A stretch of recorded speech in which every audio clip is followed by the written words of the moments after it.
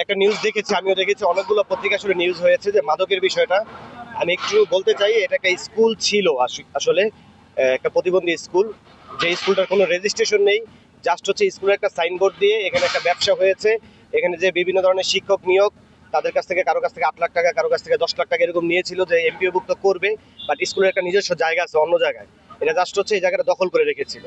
এখন যখন নাকি আমরা শহরটাকে এক্সটেনশন করার চিন্তা করছি, যে শহরটাকে আমরা ভরপুর বাজারটা আপনারা জানেন অলরেডি ক্রাউডেড, ওইখান থেকে আমরা শহরটাকে এদিকে এক্সটেনশন করব। তো এখানে আমরা কিছু উচ্ছেদ কার্যক্রম পরিচালনা করছি। জাস্ট ওইদিকে আমাদের যারা ক্ষতিগ্রস্ত হয়েছে উচ্ছেদ কার্যক্রমে, তাদেরকে আমরা এদিকে কম্পেনসেট করব, তাদেরকে আমরা এখানে পুনর্বাসন করব। এই জায়গাটা আমরা সিলেক্ট করেছি। এখানে আমরা সিএনজি স্ট্যান্ডটা করব, টাঙ্গাইল এবং এলেঙ্গা মুখী যে সিএনজি গুলো আছে, সিএনজি অটো, ওই স্ট্যান্ডটা এখানে করব। প্লাস হচ্ছে ওই লোকজনগুলোকে এখানে আমরা পুনর্বাসন করে দেবো দোকান তুলে।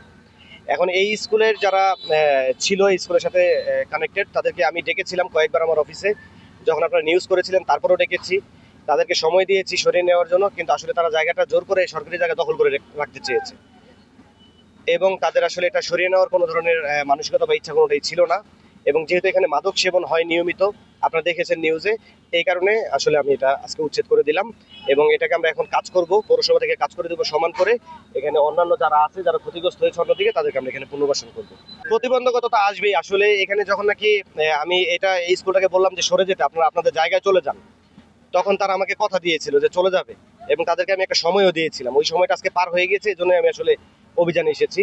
তো তারা আমাকে কথা দিয়ে আসার পরে, তারা এখানে আসার পরে এই মাদকের সাথে কানেক্টেড যারা, মানে এখানে যে মাদকটা সেবন হতো, এই মাদকের সাথে কানেক্টেড এখানে স্থানীয় কিছু লোকজন আছে, যারা তাদেরকে আসলে শেল্টার দেয়, আশ্রয়দাতা। তারা তাদেরকে কোনোভাবে আসলে শক্তি দিয়েছে, যে শক্তি বলে তারা এটা সরায়নি এখান থেকে। তো আমরা ওই সকল যে মাদক ব্যবসায়ী যারা এখানে আছে, তাদেরকেও খুঁজছি, তাদেরকেও আমরা আইনানুগ ব্যবস্থা নেব তাদের বিরুদ্ধে।